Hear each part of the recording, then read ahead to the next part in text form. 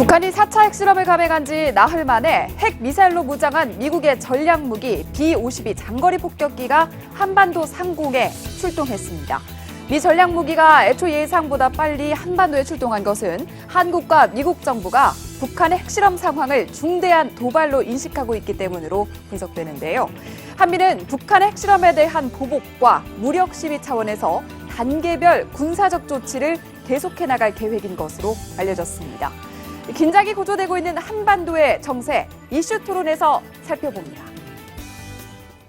네, 먼저 오늘 함께 하실 두 분 소개해드립니다. 김동성 전 새누리당 의원, 양무진 북한대학원 대학교 북한학과 교수 나오셨습니다. 안녕하십니까. 네, 어서 오십시오. 네, 오늘 미국이 B-52 폭격기를 전격적으로 한반도 상공에 전개했습니다. 불과 북한이 수소탄 핵실험 한 지 나흘 만인데요. 네, 한반도 군사 긴장이 좀 고조될 것 같습니다. 오늘 조치 어떤 배경에서 이루어졌는지 궁금합니다. 교수님. 한 세 가지 배경 또는 의미가 있습니다. 첫 번째로는 대외적으로 한미 동맹을 과시하는 측면이 하나 있습니다.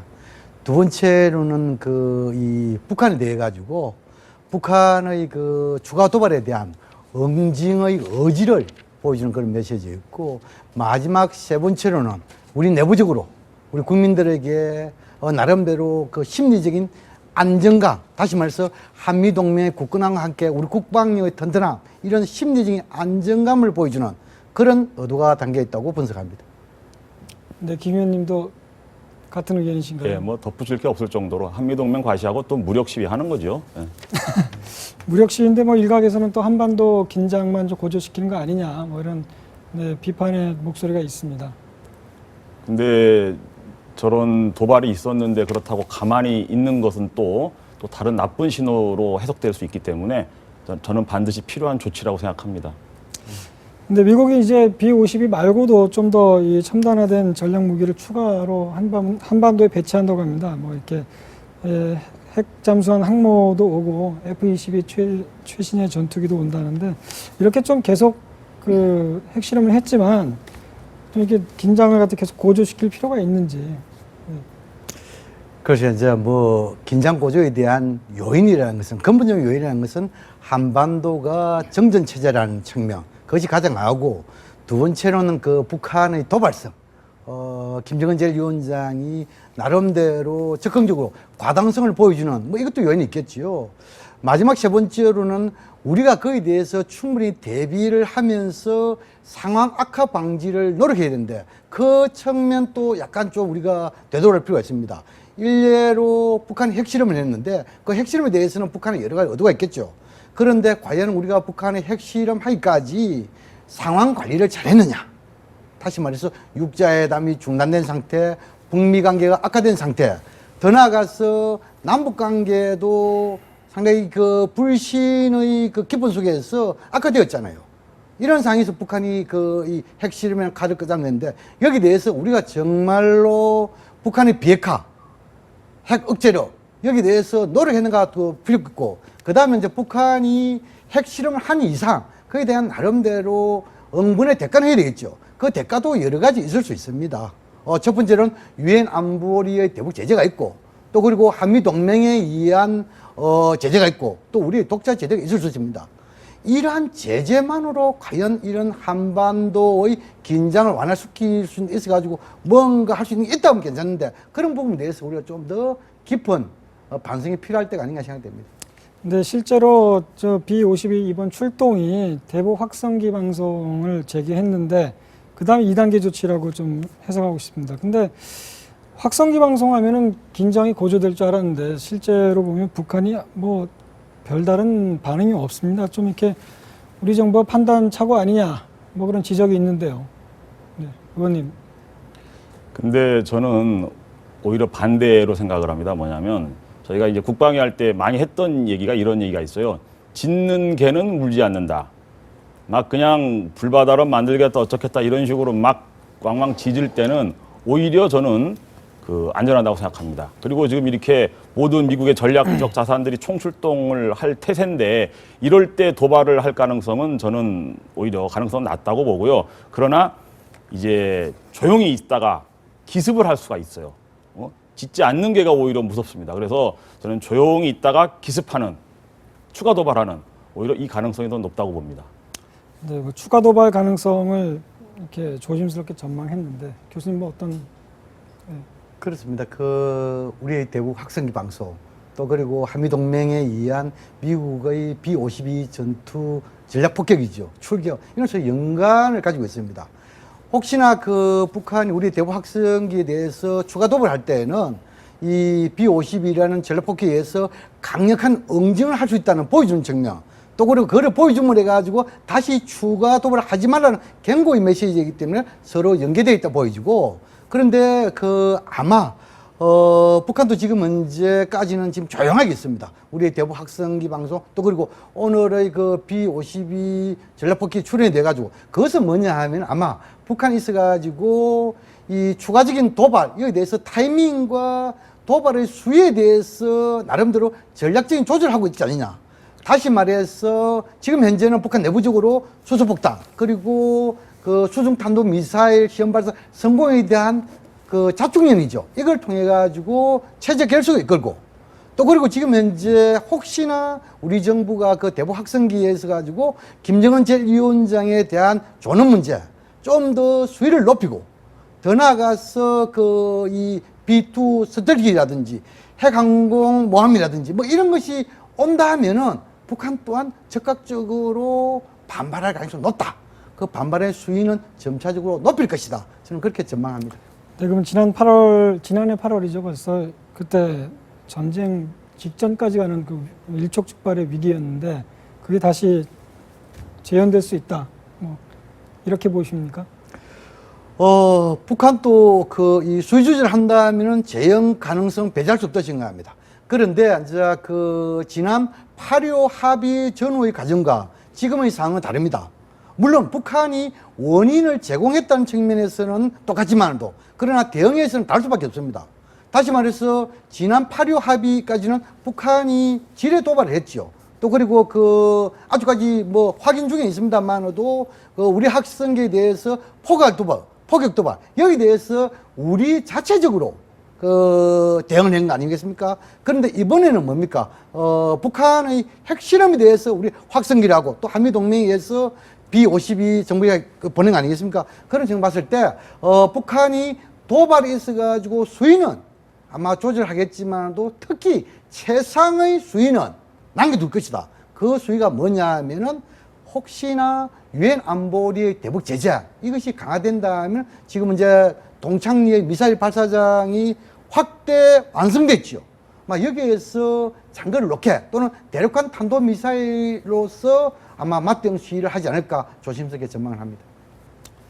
근데 이번 사태를 보면 그동안 남북 간의 갈등 그리고 충돌, 군사 충돌, 또다시 또 합의, 또 대화 뭐 이런 식으로 좀 지겹도록 벌써 20년 동안 이런 상황이 계속되고 있는데, 지금 이참에 우리나라도 핵을 좀 보유해야 된다. 이른바 핵 무장론인데요. 안 그래도 2008년도에 김동성 의원님께서 그때 핵 보유를 주장해서 정치권에서 좀 큰 파문을 일으켰습니다. 그때 욕도 많이 먹었는데 지금 그때 상황은 좀 분위기가 달라 보이는데요. 어떻게 생각하십니까? 아직도 지지하시나요? 그러니까 이제 또 이런 부분이 있습니다. 뭐냐면 이게 저는 핵 무장을 주장하시는 분들이 정말로 그것이 가능하리라고 생각해서 하는 부분들도 혹시 계시겠지만, 저는 대부분의 정치인들은 대중 메시지적인 성격이 저는 많다고 봅니다. 그러니까 무슨 말이냐면 지금 사실상 북한의 핵을 저지할 수 있는 유효한 수단을 갖고 있는 건 사실상 중국인데, 중국 당신들이 나서지 않으면 우리도 자위적 차원에서 핵무장할 수밖에 없고, 그러면 일본도 할 테고, 그러면 동북아가 핵 도미노 현상으로 빠질 텐데 그걸 당신들이 참을 수 있겠느냐. 우리가 이게 더 정치인들이 목소리 높이기 전에 당신들이 중국이 좀 더 나서라 이거죠. 중국은 예를 들어서 뭐 식량이라든지 연료라든지 이런 거에 절대적인 부분을 중국이 공급하고 있기 때문에 중국이 나서 가지고 압박 조치를 하면은 상당히 그래도 먹혀들 수 있는 부분이 있다고 보는 거거든요. 나서라는 거죠, 중국이. 저는 그런 메시지 성격이 강하다고 봅니다. 그러면 일단 뭐 지금 외교 메시지라는 뭐 평가인데 뭐 그걸 떠나 정치적 평가를 떠나서 우리나라가 핵을 무장하게 되면 그게 어떻게 얻는 것보다 잃는 게 더 많다 이렇게 판단하시는 겁니까? 그게 사실상 쉽지는 않을 겁니다. 제가 알기로 지금 우리나라 원자력 발전소가 많죠. 그 원자력 발전소에 공급되는 그 원료들도 지금 국제적으로 공급받고 있는데 미국이 나서 가지고 우리가 핵무장한다고 했을 때 그 연료 공급을 통제할 겁니다. 그럼 우리 발전소 다 중단돼 버릴 거예요. 그럼 우리가 그걸 견디기 어려울 겁니다. 예를 들면 경제 제재를 떠나서라도 그래서 그 미국이 결사적으로 저희 핵무장을 반대하는 한은 실현되기는 굉장히 어려운 거라고 저는 생각하고 있습니다. 네, 교수님 현재 그 우리나라가 좀 핵 기술이랄까요? 어느 정도 지금 진척 단계에 있습니까?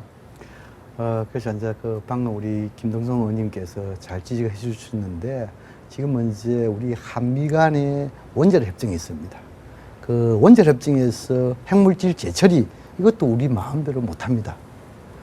두 번째로 그 핵 보유국이 되려면 핵 운반 수단이 있어야 됩니다. 핵 운반 수단에서 로켓이죠. 그럼 또 한미 간의 미사일 협정이 있습니다. 이 미사일은 지금 이제 사거리 800km로 제한되어 있습니다. 그렇다 하면은 핵 보유국이 되려면 미국의 장벽부터 넘어야 됩니다. 전혀 불가능합니다. 또 그리고 2004년도에 사례가 있습니다. 대륙 연구단지에 불과 핵물질 2g입니다. 이 문제 때문에 미국이 주도적으로 IAEA 제소 사찰 운운했습니다. 그것은 뭡니까? 미국이 한국의 핵 보유국가 전혀 용납하지 않겠다는 의지가 대단합니다. 더 나아가서 그렇다면 미국의 반대에 무릅쓰고라도 해야 되겠다 하면은 우리의 경제입니다. 우리가 지금 이제 북한처럼 국제사회 대북 압박 제재 견뎌낼 수 있는 경제적 힘이 있습니까? 없습니다. 그렇다면은 우리의 핵 보유국가 상당히 어렵다. 단지 우리는 지금은 이제 원자력 여기에 대해서 뭐 상당 부분 발전이 되어 있기 때문에 적어도 미국으로부터 한미 원자력 협정에 의해 가지고 핵물질 재처리 이런 부분이 어느 정도 우리의 입장을 미국 수용한다 하면은 핵을 만드는 기술 이것은 상당 부분 있기 때문에 핵을 만드는데 그런 많은 시간은 걸리지 않을 것이다. 저는 그렇게 생각합니다. 더군다나 미국은 아마 우리나라를 언제든지 이게 친북 정권이 들어설 수 있는 나라다 이렇게 생각을 하기 때문에 우리가 핵무장하는 것을 결코 이제 허용하지 않을 겁니다. 네. 근데 저희 70년대 박정희 대통령이 그 핵무기 개발 추진하다가 결국 뭐 부하가 쏜 흉탄에 좀 서거하셨는데 그 다음에 나중에 좀 권력을 잡은 전두환 신군부가 좀 핵무기 개발 기술 넘기고 정통성 인정받았다 뭐 이렇게 정설로 되어 있습니다. 그런 면에서 우리 좀 자주국방 차원에서 이렇게 아까 친북 뭐 이렇게 말씀하셨는데 어떻습니까? 자주국방 차원에서 우리도 좀 가져야 된다. 그런 대의에 대해서는 찬성하시는 겁니까? 뭐 이게 핵을 가지면 정말 그 단 한 개만 갖고 있어도 다른 나라들이 함부로 넘볼 수 없는 부분이 있겠죠. 그렇지만은 그 예를 들면 저는 그걸 이렇게 표현합니다. 고슴도치 전략이라고 얘기하죠. 사자 호랑이가 되지 못할 바에는 고슴도치가 되는 것이 생존을 보장하는 방법이다. 핵 가지는 게 그거 하나의 방법이 될 수는 있겠지만 현실적으로 이제 우리가 그 감수해야 될 경제적인 또 기타 여러 가지 그 손실들을 감안해 봤을 때 아마 현실적인 대안이 되기는 쉽지 않을 것 같습니다. 네, 그럼 핵은 안 된다. 그렇게 따지면은 계속 이렇게 우리나라 그 미국으로부터 다만, 군사 무기를 사야 된다. 뭐 다만 그런 입장인가요? 정치권에서는 이런 주장들을 해주는 것이 협상에 있어서 좀 도와줄 수 있는 그런 부분이 또 있습니다. 저는 그렇게 생각합니다. 네, 어떻게 생각하십니까? 이렇게 아까 제가 방금 질문했는데 이렇게 하다가 계속 우리 좀 살기도 어려운데 점점 군비를 좀 강화해야 되지 않겠습니까? 그래서 이제 그 우리가 보통 군사적으로 공포의 균형이라 있습니다. 다시 말해서 핵을 가진 국가끼리는 공포의 균형을 통해 가지고 서로 침략하지 않는다. 뭐 그 사례로서 인도와 파키스탄 사례를 들 수 있겠죠. 그러나 인도와 파키스탄이 공포의 균형은 유지되고 있지만도 두 나라가 그렇게 평화로운 나라가 아닙니다. 남북 간에도 핵을 가진 동등 입장이 있다면 공부의 균형이 되어 있지만도 군비 경쟁으로 나가는 겁니다. 그것은 오히려 한반도의 통일에 역행할 뿐만 아니고 주변 국가 특히 우리 경제에 상당히 어려움을 줄 수밖에 없습니다. 그렇기 때문에 지금은 이제 핵 없는 세상 이것을 강조하고 있고 탈냉전 아닙니까? 오히려 비핵화를 위한 북한의 비핵화를 위한 방법을 찾는 것이 우선순위다. 단 우리가 모든 국가 일이라는 것은 국가 안보에서 출발하기 때문에 재래식 무기 같은 이런 것이 우리의 능력 범위 내에서 국방력을 강화하고 또 그리고 한미 동맹 이것이 중요하다. 더 중요한 것은 평화입니다. 우리가 보통 평화를 이야기할 때는 평화는 지키는 평화와 만드는 평화가 있습니다. 지키는 평화는 우리 김동성 의원도 아마 잘 아시다시피 튼튼한 국방력과 강인한 한미 동맹입니다. 그러나 지키는 평화만 가지고 평화로운 나라가 될 수 없습니다. 만드는 평화가 있어야 됩니다. 그 만드는 평화라는 것은 북한과의 대화와 교류입니다. 다시 말해서 이런 지키는 평화와 만드는 평화 균형을 가질 때 우리는 작은 통일, 평화 통일 나갈 수 있다. 그런 측면에서 안보도 중요하고 국방도 중요하지만도 대화와 교류도 소홀히 해서는 안 된다. 이것을 좀 강조하고 싶습니다. 저는 조금 더 말씀드리고 싶은 게 근데 우리가 환상에 빠지면 안 되는 것이 뭐냐면 우리가 잘 설득하고 대화하면은 북한이 핵을 포기할 수 있을 것이다 라고 생각하는 거예요. 저는 이건 환상이라고 생각합니다. 북한은 제가 생각할 때는 절대로 핵을 자기 스스로 포기하지는 저는 않을 거라고 봅니다. 이게 비유를 들면 저는 이런 비유를 들고 싶어요. 우리 옛날 영화 반지의 제왕 보면은 절대 반지라는 거 있잖아요. 강력한 권력을 주는 북한 정권에게 있어서는 핵무기는 이 절대 반지와 같은 것이기 때문에 포기할 수 없죠. 골룸이 그 절대 반지 포기하겠어요? 못합니다. 그거 가지고 있으면은 자기 권력과 돈과 그리고 자기 지위가 다 높아지는데 그리고 자기가 그거를 통해서 자기 정권의 안정을 유지할 수 있다라고 생각하는데 절대 포기 안 합니다. 그러니까 이것을 이제 해결하는 방법은 저는 단 한 가지밖에 없다고 생각해요. 결국 북한 정권 자체를 바꾸는 거. 레짐 체인지라고 하는데 이거 이외에는 그 어떤 대안도 없다고 생각합니다. 어떤 학자나 정치인들 중에는 육자회담에 아직도 기대를 갖고 있는 분들이 있는 것 같아요. 양무진 교수님 혹시 그러신지 모르겠는데 저는 그거는 비현실적인 생각이라고 생각합니다. 물론 이제 북한이 핵을 쉽게 포기하지 않을 것이다. 그에 대해서는 공감합니다. 그러나 우리가 다른 국가들의 비핵화의 사례를 보면은 우크라이나 역시 경제적인 지원과 안보 보장으로 해가지고 폐기됐지요. 또 그리고 뭡니까? 남아프리카 공화국. 일단 안보 문제 아닙니까? 쿠바와 콩고 공화국. 여기에서 남아프리카 공화국 여기에 대해서 안보에 대해서 심대한 영향을 미치기 때문에 핵 보유국을 가려했지요. 그런데 미국과 소련이 협상을 통해 가지고 남아공에 대한 안보 보장해 주죠. 그래서 비핵화를 갔지요. 지금은 이제 핵실험은 안 했지만도 이란도 지금은 이제 비핵화 단계로 가고 있는 과정 아닙니까? 그래서 북한에 대한 비핵화가 쉽진 않지만도 방법이 없는 것은 아닙니다. 다시 말해서 북핵에 있어가지고 우리가 지난 90년대 제네바 합의에서 동결한 사례가 있지요. 또 그리고 육자회담에 있어가지고 동결과 불능의 90%도 간 사례가 있지요. 그렇다면은 적어도 이러한 여러 가지 역사적인 경험적 사례를 비춰봐가지고 북한의 비핵화 어렵지만도 단계론으로 접근한다면 그렇게 어려운 문제도 아니라고 생각합니다. 다시 말해서 핵을 동결하고 현재 핵까지 미래의 핵이 아니라 동결하고 두 번째로는 불능을 하고 세 번째로는 폐기를 가는 겁니다. 그래서 지금은 이제 우리가 북한이 요구하고 있는 것이 뭡니까? 북미 간의 수교와 평화협정 아닙니까? 그런데 여기에 대해서 우리가 북한이 우리에게 안보의 우려사항에 대해서는 굉장하게 북한을 비판하지만도 북한 또한 안보의 우려사항에 대해서 우리가 한번 생각해 줘야 됩니다.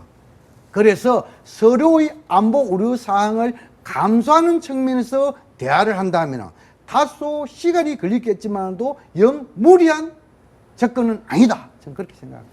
양 교수님은 너무 이상주의적 접근을 하시는 것 같아요. 아까 말씀하신 핵 포기했던 그 나라들 사례하고 우리나라하고는 완전히 다르죠. 우리나라는 그 북한에 대해서 이 군사적 옵션을 우리가 선택하기가 어렵다는 거를 북한이 너무나 잘 알고 있지 않겠어요? 우리 1,000만 서울 시민이 인질로 돼 있기 때문에 그래서 자기들이 아무리 그렇게 해도 포기하지 않고 해도 우리가 함부로 군사적인 공격하기 어렵다라는 걸 알기 때문에 더더군다나 더 배짱 있게 핵개발로 갈 겁니다. 네, 네. 예, 알겠습니다. 예. 시간 관계상 북한 관련 대담은 여기서 마무리하겠습니다. 예, 감사합니다, 두 분.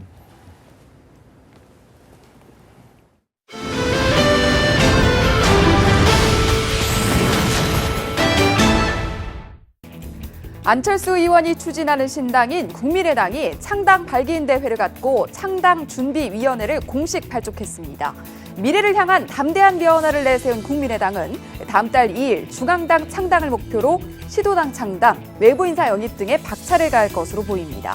새누리당은 오늘 오전 4.13 총선에 대비한 1차 인재 영입 결과를 발표했습니다. 영입 인사 6명 가운데 5명이 30, 40대 변호사로서 당의 취약계층인 젊은 층을 공략하기 위한 것으로 보입니다. 총선 채비로 분주한 여야의 뜨거운 정치 이슈를 쟁점 토론에서 살펴봅니다. 네, 오늘 안철수 신당이 마침내 깃발을 들었습니다. 국민의당인데요. 계속해서 김동성 전 새누리당 의원과 함께하겠습니다. 야권 패널로는 문용식 더불어민주당 디지털소통위원장, 정연정 배지대 교수 나오셨습니다. 네, 안녕하십니까? 네, 안녕하세요. 그러니까 네, 오늘 드디어 안철수 신당의 막이 올랐습니다. 탈당한 시점이 12월 13일인데요. 이제 한 달도 안 돼서 이렇게 신당을 출범시켰습니다. 정말 속도전인데요. 네, 위원장님, 뭐 네. 착잡하실 텐데 어떻게 보셨습니까? 이제 오늘 창준이 출범하는 거 제가 보지는 못했고요. 거기에 대해서 제가 말씀드리면 우리 정현정 교수님 또 발끈하실 텐데 괜찮을지 모르겠네요. 속도전이라고 말씀하셨잖아요. 말씀 좀 조심하십시오. 예, 속도전이 지금 불가피하죠. 총선 뭐 3개월밖에 안 남았으니까. 게다가 이제 더민주당에서 인재 영입 등 이렇게 정비에 박차를 가고 있으니까 이제 조금 조급증도 있을 거고요. 그러다 보니까 이제 창준이나 그 구성 이제 그 끌고 가시는 분들 면면을 보면 조금 신성감이나 개혁성은 부족한 것 같아요. 과거 새정치연합 진신캠프 그 멤버들하고 그리고 민주당에서 이탈한 그 기득권 일부 호남 의원들 이런 구성이라서 그게 좀 한계가 있지 않나 그 정도 느낌입니다. 네, 저 문병호 의원께서 이번에 국민의당 좀 입당 합류를 하셨는데 어떻게 1월 말에 교섭단체 가능하다. 결국은 좀 더불어민주당에서 더 추가 탈당이 이어지면서 20석을 넘어설 거다. 그런데 좀 세력화 어떻게 전망하십니까, 교수님? 글쎄요, 뭐 지금 최근에 김영환 의원이 4선 의원이 안산에서 4선을 하신 분인데 탈당을 하셨잖아요. 그러니까 그 과정을 보면 실제로는 지금 수도권 의원들도 여러 가지로 고민을 하고 있는 것처럼 보이기 때문에 뭐 우리가 예측하는 것처럼 원내 교섭단체를 구성하는 거는 무리가 없어 보여요. 근데 이제 저는 언론에도 나왔지만 실제로 이게 뭐 안철수 의원이 하려고 하는 새로운 어떤 신당 창당의 또 다른 딜레마로 다가올 수가 있거든요. 그러니까 이른바 새로운 인물과 새로운 세력으로서의 어떤 가치 이런 것들이 사실은 원내교섭단체를 구성한다는 그 목적을 위해서 현역 의원들이 함께하는 그런 부분이거든요.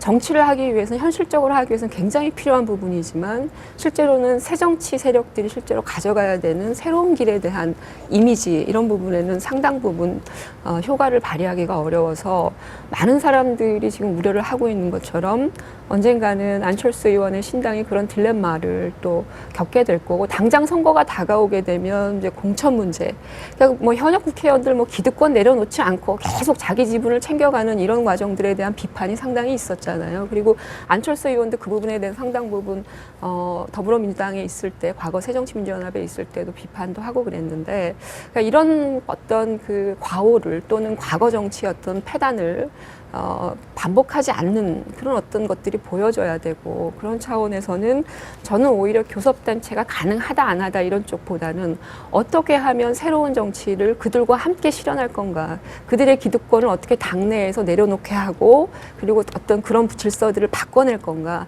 정치개혁의 어떤 초심을 어떻게 실현할 건가. 이게 더 중요한 과제라고 생각이 돼요. 그래서 그런 부분이 앞으로 좀 관전 포인트가 아닐까 그런 생각입니다. 네, 김 의원님, 저 이제 새정치 버전 2, 시즌 2 이렇게 얘기가 나오고 있습니다.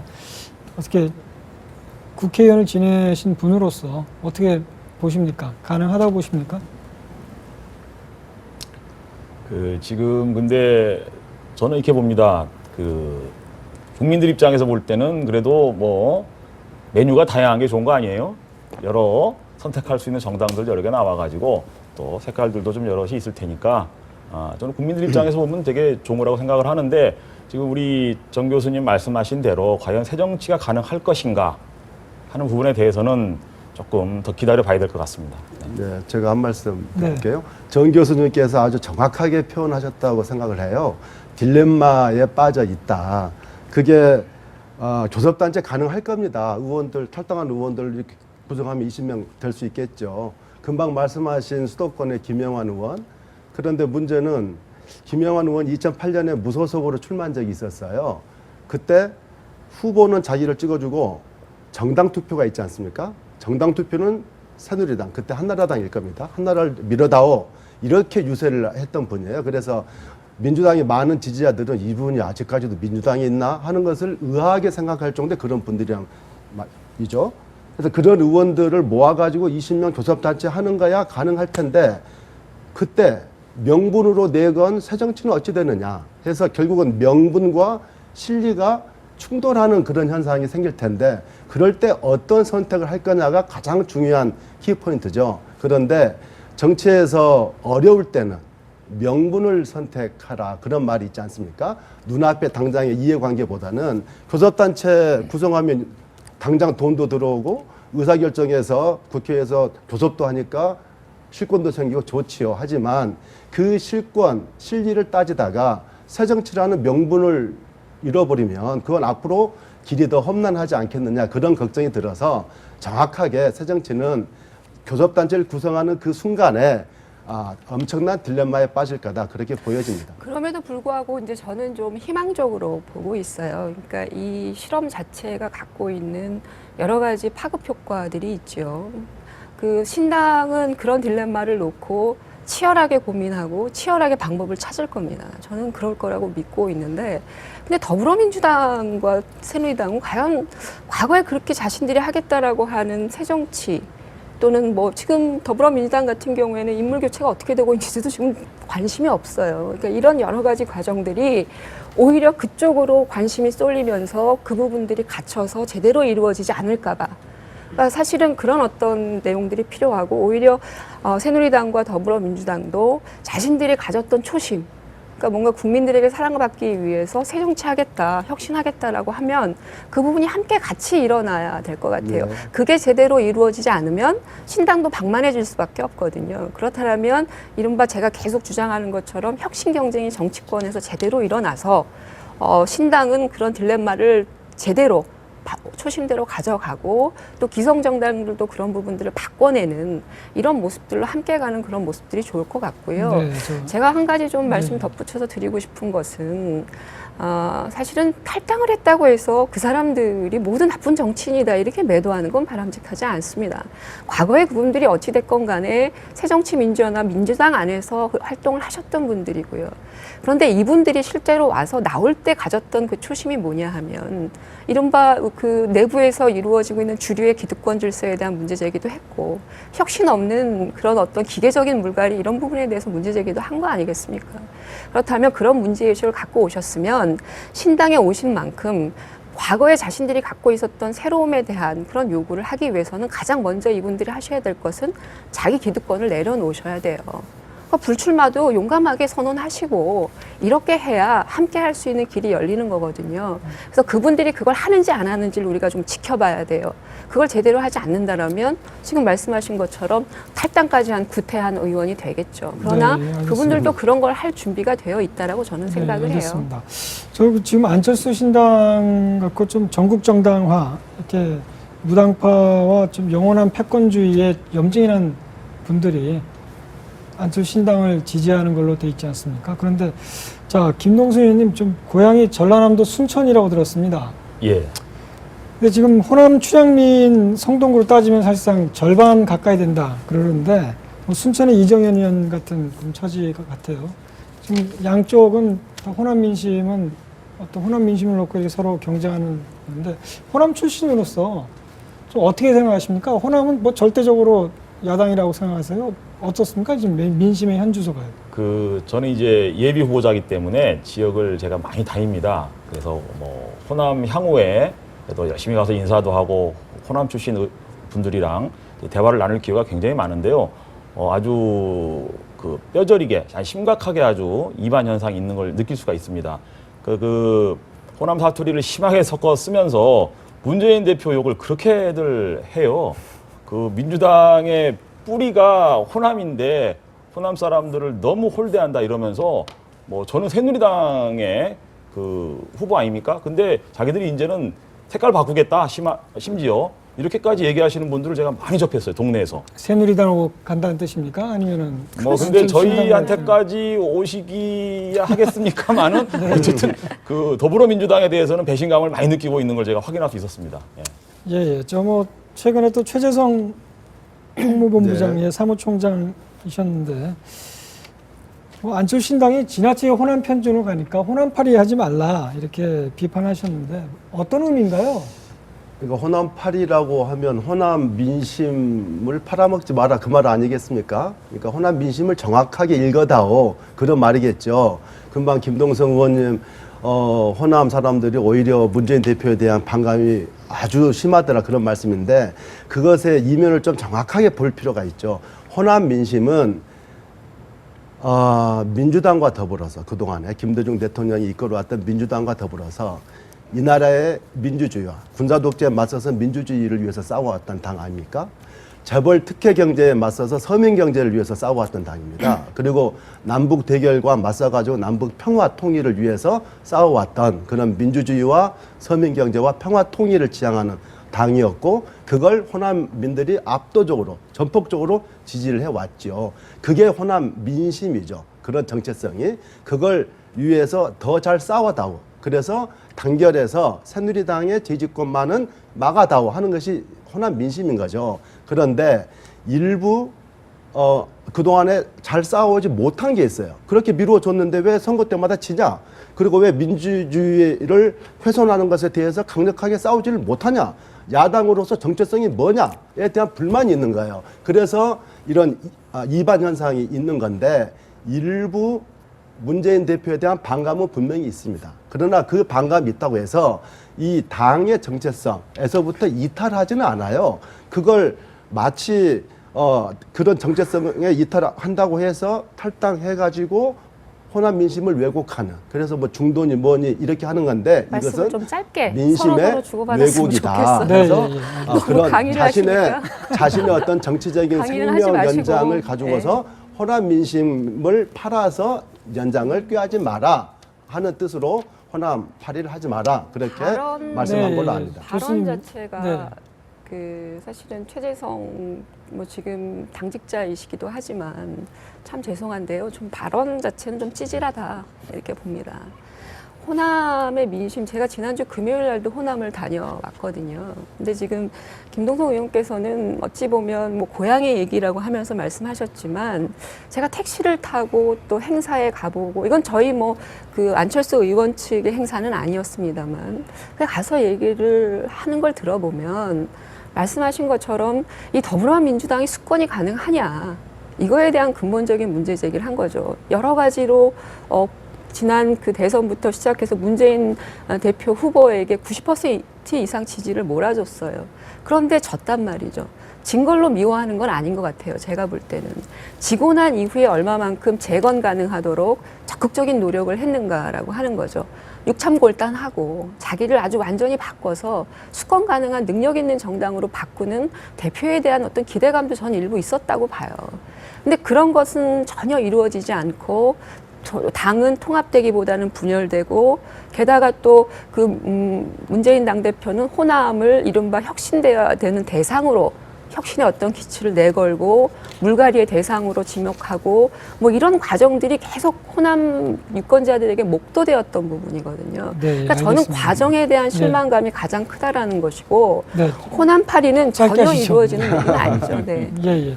지금 보면은 저기 안철 신당 놓고 이렇게 무당파와 중도층이 여러 가지 기대를 하는데 사실상 최근에 인재 영입 발표를 보면 과거 비리에 연루됐던 인사들이 마치 인재고 참신한 분으로 이렇게 좀 둔갑이랄까요? 발표돼서 큰 무리를 빚고 있습니다. 너무 이렇게 좀 지역 편중으로 가는 거 아닌가? 사실상 더불어민주당도 이렇게 뭐 할 말은 없어 보입니다만. 아니, 그렇지 않습니다. 그 인재 영입을 통해서 새로운 미래 세대를 선보이고 혁신을 이끄는 거 아니겠습니까? 당을 혁신한다는 것은 당의 노선, 당의 시스템, 당의 정체성 이런 것들을 혁신하는 건데 그 모든 것을 결국은 사람이 하는 거라서 사람을 어떻게 혁신하고 새로운 인물로 바꾸느냐 하는 것은 굉장히 중요한 거죠. 그런데 인재 혁신, 인재 영입의 기준이 있습니다. 우리 민주당 같으면 전통 야당 같으면 과거에 김대중, 김영삼 대통령과 같이 정치했던 분들이 한 세력이죠. 지금도 새누리당도 김무성 대표도 김영삼 대통령이 발탁하신 분 아닙니까? 저희 민주당도 그런 분들이 이렇게 있고요. 그리고 또 김대중 대통령이 발탁했고 그리고 노무현 대통령과 같이 정치했던 소위 586 운동권 출신들이 이렇게 있죠. 그리고 관료들이 이렇게 있는데 이제 이런 분들이 충분히 자기 역사적인 소임을 다 했어요. 훌륭한 역할을 했습니다.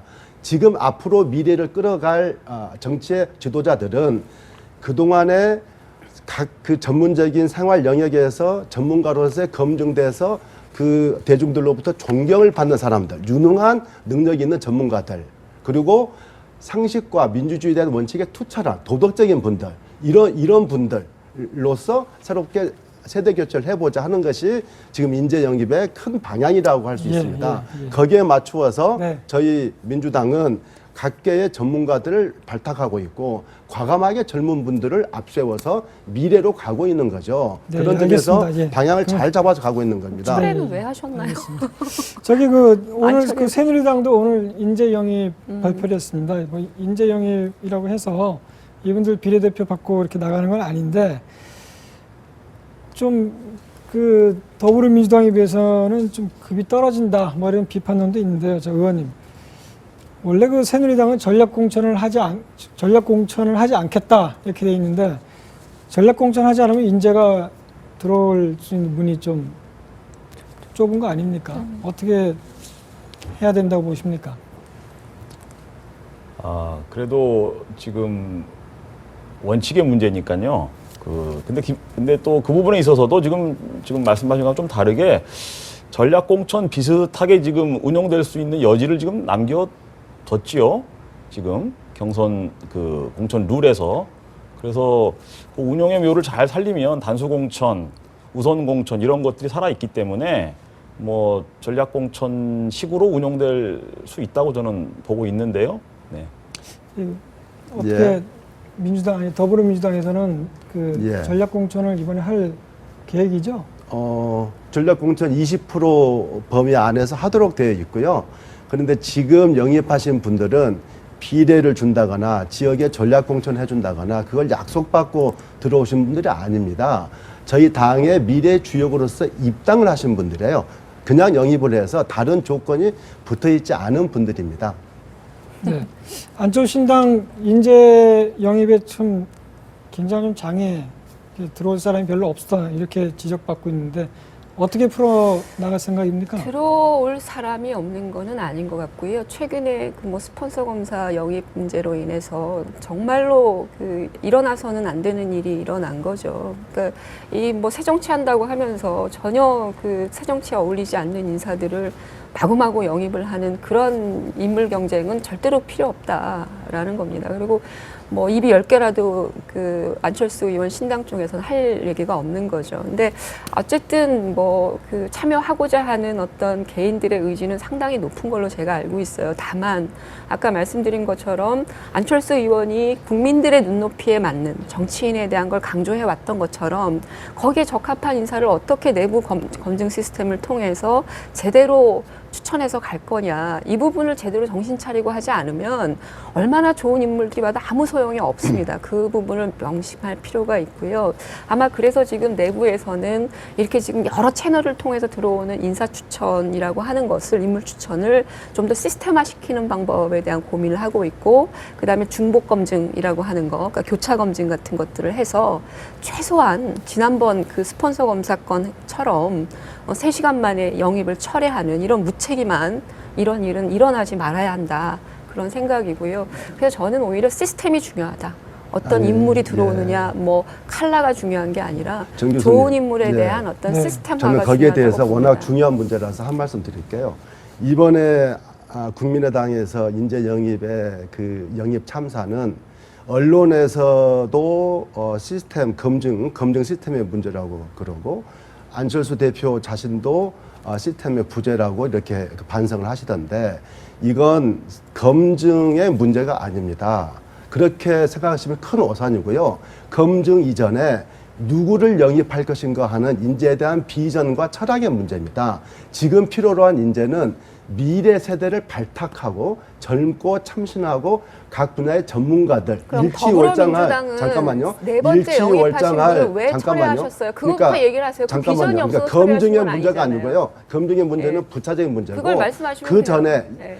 영입하신 분들이 검증에서 통과했다고 하더라도 그분들이 새 아니, 정치와 그러니까 미래를 문 이끌어갈 위원장님, 분이냐. 문 위원장님 제 말씀을 얘기는 끝까지 뭐냐면 들으세요. 그래서 4번 그 여성 다 그 추천하신 분은 왜 철회하셨는지 새로운 그것만 미래 얘기하시면 세대를 돼요. 발굴한 것이 아니라 그동안에 닳고 다른 기득권 세력들, 전에 장관이었던 사람, 뭐 검사장이었던 사람, 그런 사람들을 발탁해가지고 이게 설령 검증을 통과했더라도 어떻게 새 정치를 이끌어갈 미래 세대가 되겠습니까? 걱정하지 그런 마십시오. 점에서 검증의 더불어민주당보다 문제가 나을 아니라 겁니다, 최소한. 인재 영입의 비전과 철학이 지금 부족하다.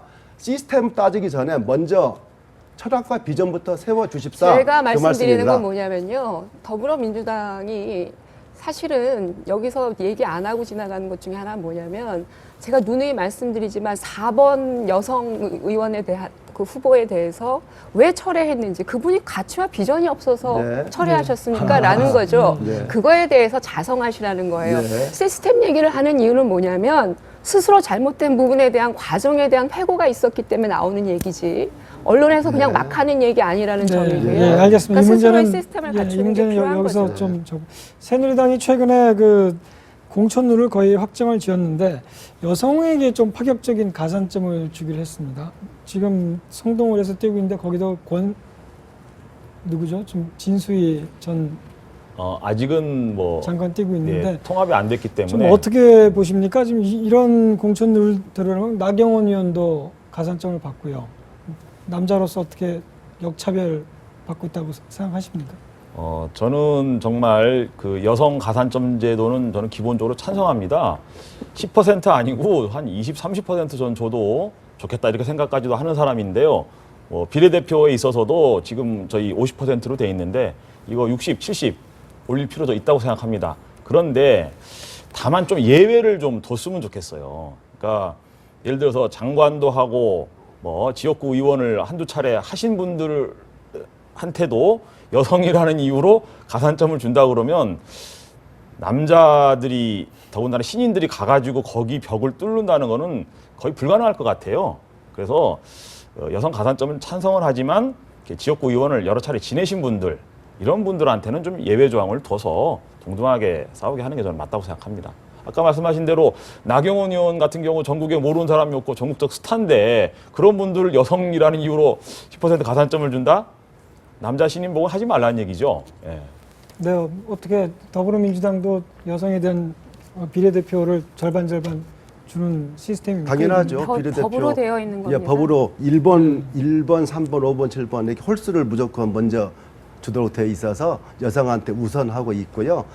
여성에 대해서 가산점 필요한데 금방 말씀하신 것처럼 나경원 의원한테 가산점을 준다. 나경원 의원이 부끄러워서 스스로 반납하지 않겠습니까? 그런 가산점은 있을래야 있을 수가 없겠죠. 다 상식선에서 조정되리라고 보여집니다.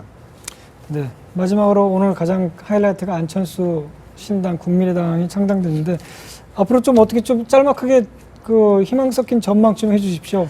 글쎄요, 지금 뭐 정당 지지율이 뭐 무당파나 무당파층에 기반하고 있는 정당이다라는 논평들이 많이 나오고 있는데 나름대로 뭐 신당에 대한 유권자들의 정당 지지율이 좀 안정화되어 가고 있다라는 거고요. 물론 이제 호남에서의 어떤 지지율은 굉장히 유동적이라고 내부에서도 판단을 내리고 있는 것 같아요. 그래서 호남에게 정말 잘할 수 있는 그런 어떤 새로운 정당의 대한 정당의 모습을 앞으로 보여줘야 될 거라고 생각이 되고요. 그런 차원에서 저는 상대적인 뭐 지금 상황으로는 잘 가고 있다, 순항을 하고 있다. 다만 아까 제가 조금 전에 말씀드린 것처럼 이른바 국민의 어떤 눈높이, 안철수 의원이 얘기했던 것처럼 어떤 비위행위라든지 또는 부패행위 또는 국민들에게 상처를 주는 행위를 과거에 했던 사람들에 대한 내부의 어떤 추천이라든지 이런 것들은 절대로 앞으로 일어나서는 안 된다. 그런 일을 하면 신당은 전혀 길이 없다라고 생각이 되고요. 그래서 그런 어떤 초심을 계속해서 지켜가고 내부의 어떤 시스템으로 제대로 구체화시켜낼 수 있다면 저는 뭐 최소한 그 지금 더불어민주당보다는 상대적으로 우위의 정당이 될 수 있는 가능성이 있고요. 새누리당과도 한번 제대로 붙어볼 수 있는 구도가 아마 총선에서 형성이 될 것이다 이렇게 보고 있습니다. 네, 알겠습니다. 오늘 정치 대담 여기서 마무리하겠습니다. 예. 네 분 모두 감사합니다. 네, 고맙습니다.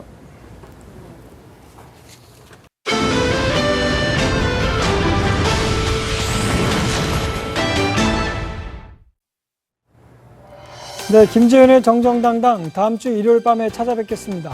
감사합니다.